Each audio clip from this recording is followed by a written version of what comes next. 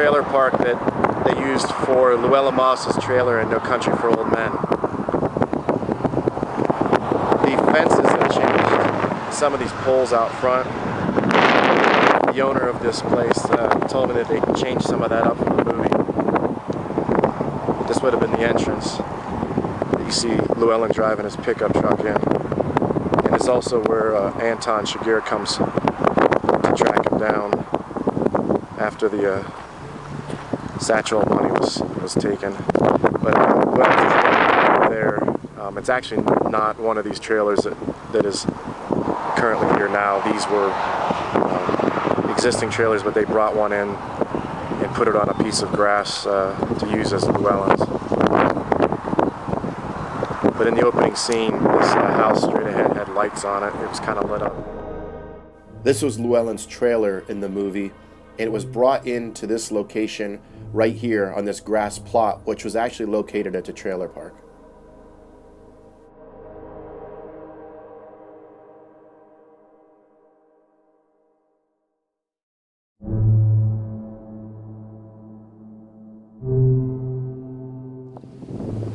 I'm at the gas station that was used in No Country for Old Men.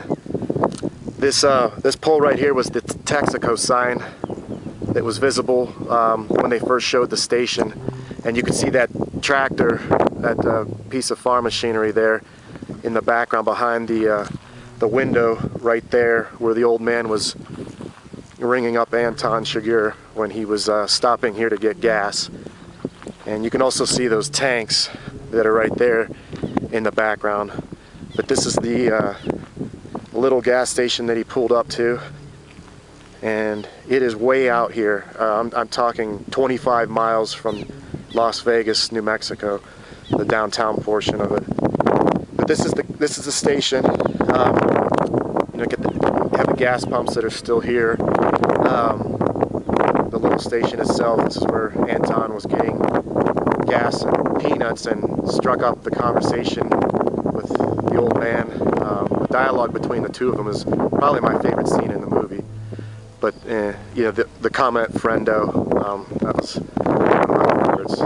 But this is what you would see from behind the store, and this is the station. There's just storage inside of it. I didn't try to go in. I'm not going to walk into it, but it doesn't look like a store anymore. It just has the store in it.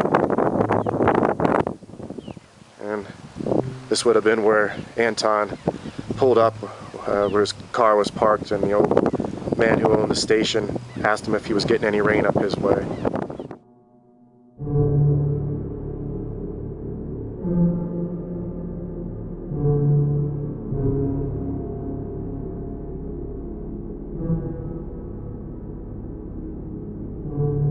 This is a quick shot of the scene where Anton is calling Carla Jean's mom to ask if Llewellyn was there.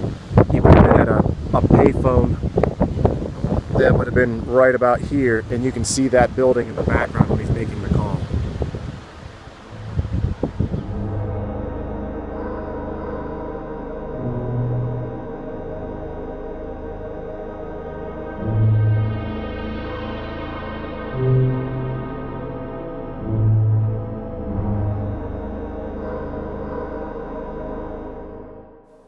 This is the Regal Motel, it dubbed as the Del Rio Motel in the movie.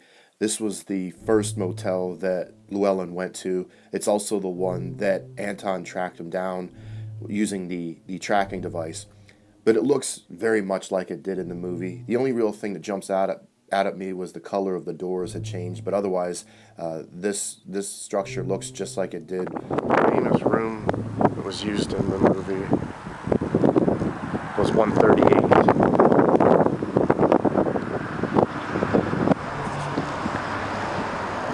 This is room 138. This would have been where Anton's tracking device would have started beeping, and he would have turned in right like this.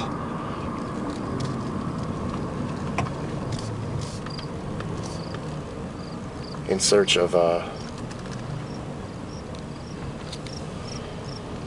the money, the bag of money. So he would have pulled up right in through here and looped around. So he made his turn, and the beeps start getting faster, and he slowed down and actually stopped and then backed up the window. That's 138 right there. But this is the scene where he drags the air canister down on his way to room 138, where he thinks he's going to find Llewellyn, but he walks in on the 3 guys who were in that room, and he killed them all. He would have come right down this walkway to room 138.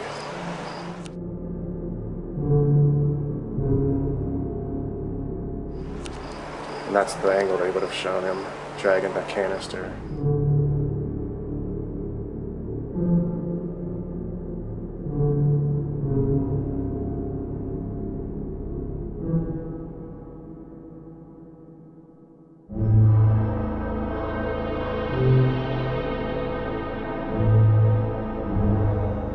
So I'm going to go into room 138 now at the Del Rio Hotel.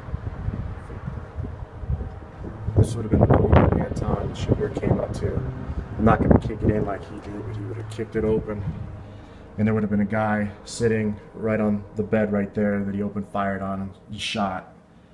And then this room has been renovated. The hotel manager said it's been completely redone. Some of it looks similar, but definitely the back part is different. The doorway to the bathroom in the movie would have been there. So a guy would have opened fire on him. He shot and killed him. Then he would have entered that door into the bathroom, and the shower would have looked differently than it does now. The shower ran this way. There was a guy who was just hiding behind the curtain, praying, I'd assume, and he pulled the curtain over and shot him behind that curtain too. But this is the room 138 at the Del Rio Motel for No Country for Old Men.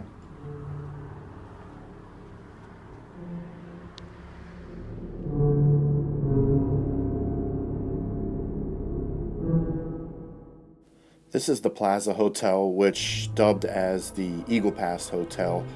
This is the hotel that Llewellyn goes to. It's the second one that he goes to in the movie. This building right over here is also part of the hotel. It's attached by a little walkway that connects the two. But this is also the hotel that Carson goes to, and of course Anton makes an appearance here as well.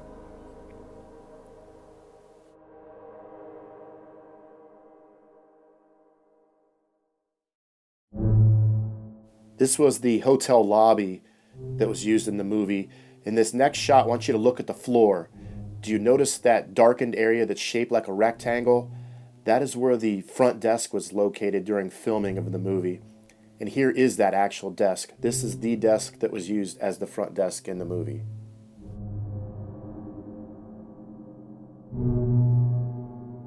One of my favorite scenes in No Country for Old Men happened here, where Llewellyn comes running down the alley after he's been shot and exiting the hotel, and he leans up against this pole. He realizes he's been hit. He comes running down the sidewalk, and you notice that sign in the shot. He comes down here to this corner where he runs and leans up against the pole.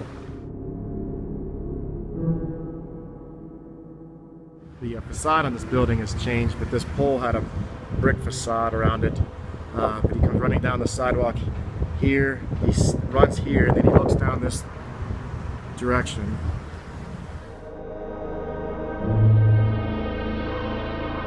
That's where he sees a pickup truck that's pulling out, and these trees weren't here when this movie was filmed, but a few things that jump out when they shoot this angle is the clock that's up here, Gordon's jewelry on it, and you can also notice this prices sign that's here. But Llewellyn looks out into this direction, and that's where he sees the pickup truck that comes out, makes a turn and comes down the road. Llewellyn runs out into the street, stops the guy, tells him he's not going to harm him, and he just hops in the truck with them, that's when the back window is shot out. So Llewellyn puts the truck in drive, speeds off in this direction where the window's shot out, and Anton is following.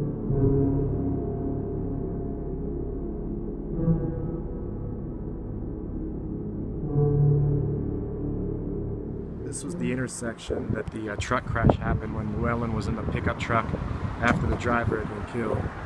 They came right down the road past this building and turned into this parking lot and made a right turn and ended up going in and crashing into a parked car that was right here. You can tell by that speed limit sign and also these businesses. But that's where Llewellyn then jumped out of the truck. The driver was dead. He ran across the street and hid behind a car right here next to this auto parts store. And the glass that's here in the store actually played a part in the movie because Llewellyn was staring at the glass. He had his back against the car and he could see Anton Chigurh's reflection on the glass from him crossing the street right over here at this building. So Chigurh walked down the street to the truck that was in the accident. When he got right here, Llewellyn Moss jumped out from behind the car, shot at him, and Chigurh escaped down an alley.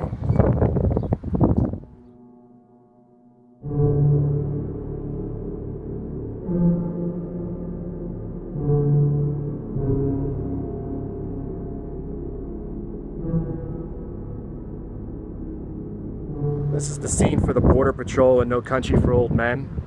The U.S. Border Patrol would have been right about here, and you could see the car dealership, the used car lot across the street that Llewellyn spotted it from when he parked the car after he'd been shot. This building right here next to the bridge is visible in a bunch of the scenes that were shot here. And if you head up this way, it probably looks familiar too. This is also where Llewellyn stopped to talk to the kids coming back from Mexico and paid them for the coat and the beer, and later threw his money off of the bridge up here. It's also where Carson came later to find the satchel of the cash.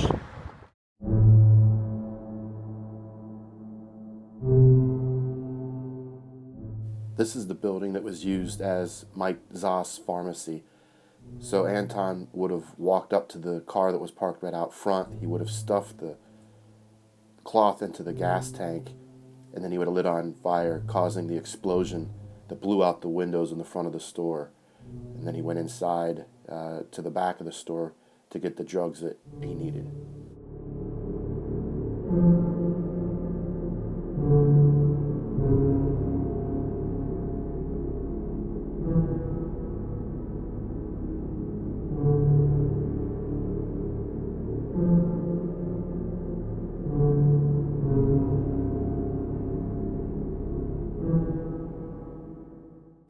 The interior of this building was used as Sheriff Bell's police office. You don't really ever see the exterior of this building as the police office. They only show the interior portions of it, but you do, however, see the outside of this building in the scene where Llewellyn has to take over the pickup truck when the driver had the bullet come through the window and hit him and kill him. In that scene, he comes right around to the right side of the building that you see here.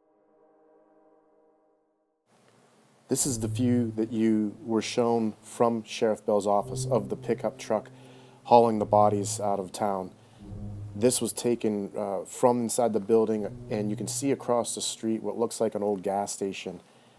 And then here is that gas station. It's been repainted since the movie, but you can tell it's exactly the same building and right where the scene was shot. This is another building that you only see the interior of, and as a matter of fact, you never even see the exterior like this view is showing you. This is the restaurant that Sheriff Bell met Carla Jean in. Take special note of the rock on the facade of this, the rock that you see appearing kind of on the corners of this building.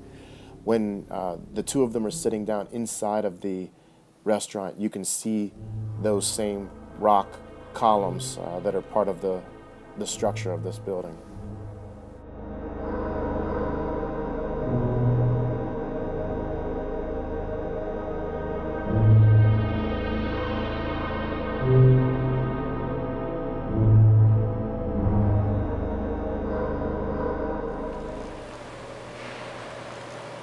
These are the steps that Carson Wells went up in No Country for Old Men.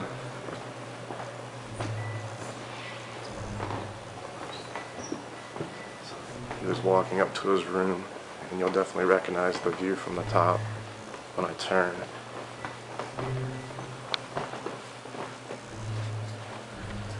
So he gets about, Carson comes walking, he gets about halfway up the steps, and Anton comes from around the corner, and he turns around, Carson turns around, Anton is there and says, "Hello Carson, let's go to your room." And a way that you can tell it was shot from right here is that rectangle down in the woodwork. But these are the steps.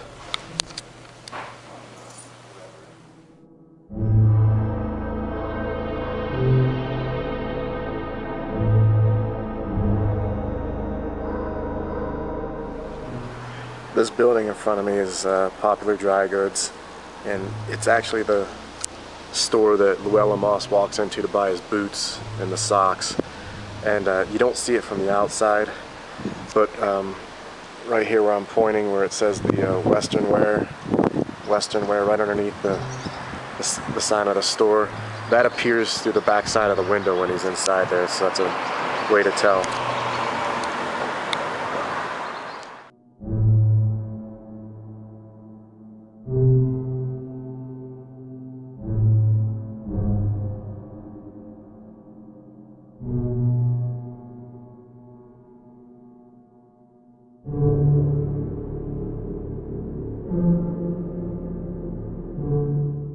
They had a movie poster displayed inside the store, and you can see the store name on this.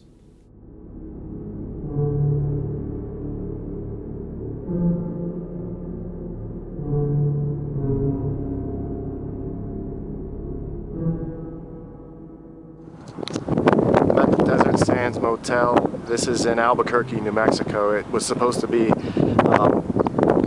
El Paso, Texas in the movie No Country for Old Men. This is the last hotel that appears in the movie. This is where Llewellyn is on the go, but the Mexicans track him down, and Sheriff Bell is on his way to try to help him. Here's the office area. In the movie, you see Llewellyn, after he went to the sporting goods store to get some supplies, things he was carrying or his back, he's walking past here, and there's a girl that's sitting over here at the pool asking him to join her, have a beer. He calls him Mr. Sporting Goods or something.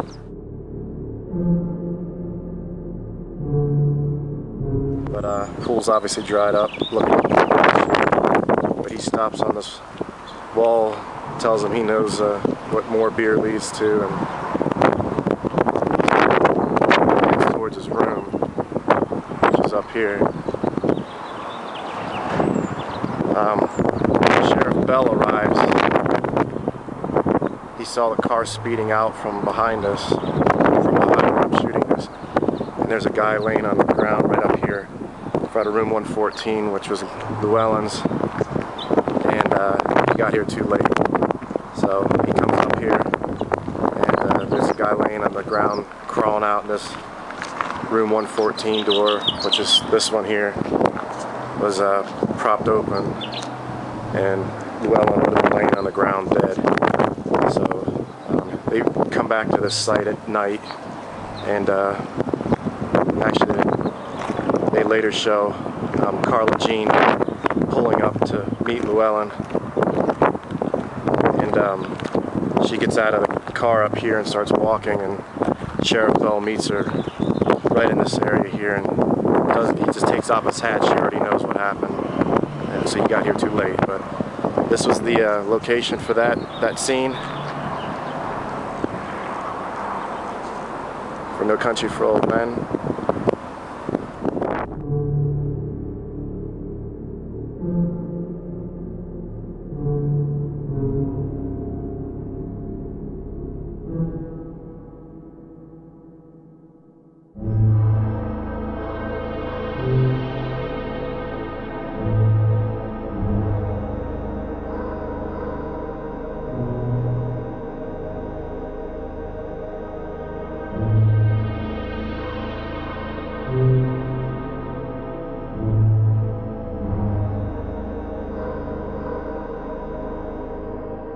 This is Carla Jean's house at the end of the movie from No Country for Old Men.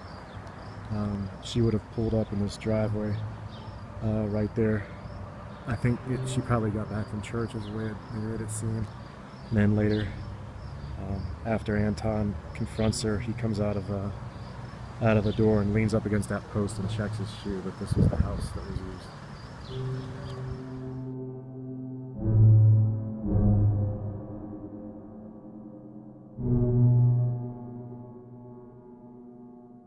This is the intersection of the car accident at the end of No Country for Old Men.